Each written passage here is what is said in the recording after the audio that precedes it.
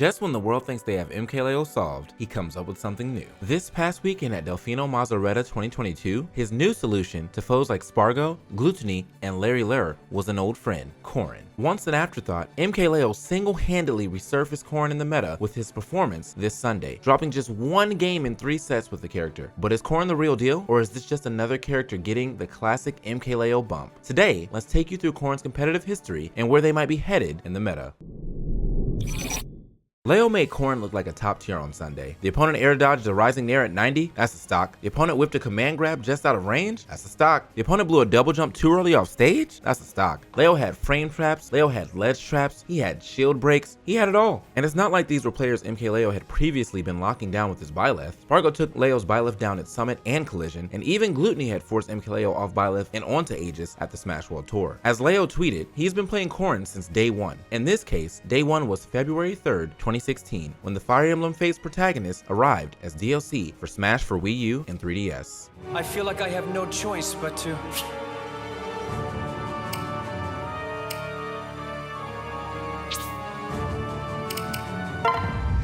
join Smash!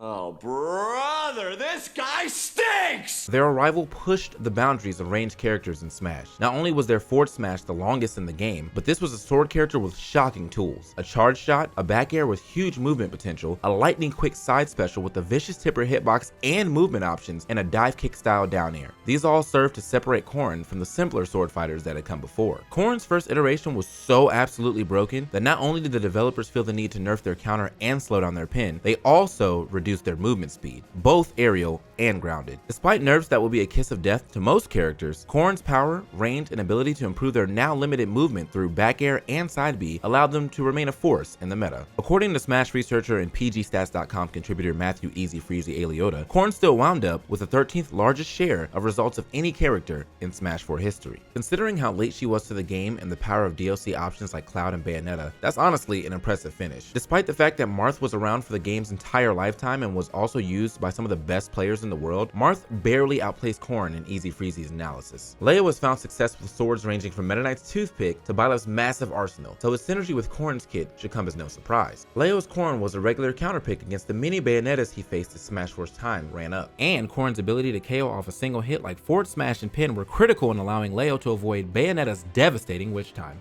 Leo, however, wasn't responsible for Corrin's best results in Smash 4. That will be Cosmos, whose win at the Big House 7 was the only major win for solo Corrin. With Ultimate so close on the horizon, we never really did get to see Corrin's meta fully explored. Corrin wound up at 13th on the Smash 4 backroom tier list, matching EazyFreezie's analysis, but with some more development, this may have been a top tier character. And then Ultimate happened. When Corrin was released in a Smash 4 environment, their wild movement options and ability to kill off single hits were special. Now, in a world with things like Roller, Revenge, Rob side B, Roy side B, and the numerous other moves that can threaten death in a flash, Corrin simply blended into the crowd. You want to hit somebody hard from far away? Ike does it better. You want to zone out people with huge hitboxes? The Belmonts do it better. And so would Min Min and Byleth eventually. You want to play aggressive sword style? Prom and Roy are right there. You want to beat people with precise spacing and movement? Hey, go ahead and pick up Lucina. Marth,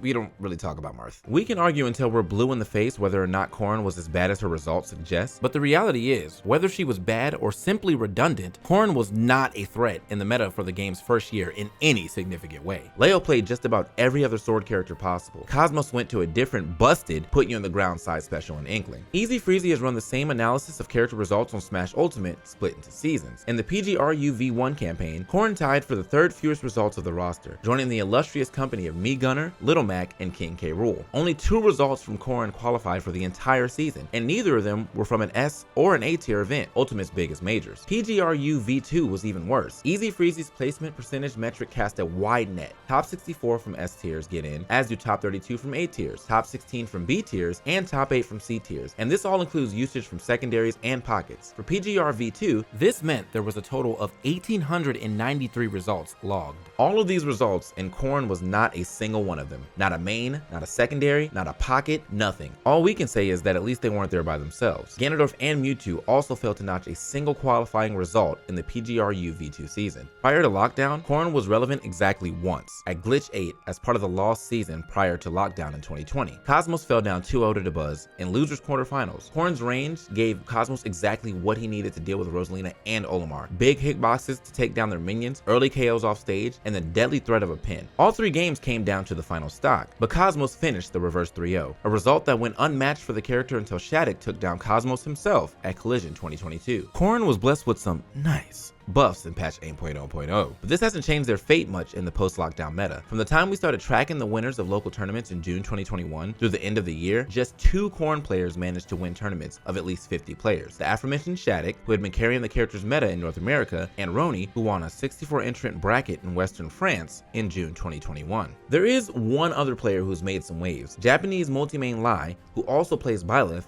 has found a way into a few regional level top 8s, topping out at 5th place at the 64 entrant Kurobra 25. But that's pretty much it. And what we've called the first post-lockdown period, covering June 2021 through the first major of 2022, Let's Make Big Moves, Corrin yet again ranked in the bottom 10, tied for the 6th worst result share with Donkey Kong and Little Mac. 2022 has been a strong year for Corrin. Shattuck's 17th place finish with Corrin at Collision was the best finish yet for a solo Corrin at a major. And now, we have Leo taking just about the most stacked invitational you'll ever see outside of Summit. So surely this means 2022 is Corrin's year, right? Well, hold on now. Corrin still has all these speed issues that have plagued them since the game's release, and as good as Leo made Corrin look on offense, the biggest reason he was able to win this weekend was survivability. Leo played 25 stocks with Corrin at Delfino Mazza on Sunday. Of those 25 stocks, he survived past 100, which is to say he was already past 100 when the final opening occurred 14 times, or 56% of the time. Of the 11 stocks that didn't make it to 100, 5 of them were because Leo won the game too fast. There were also 4 times that he survived past 150. Leo won every single one of those games, including the pivotal first game against Glutony,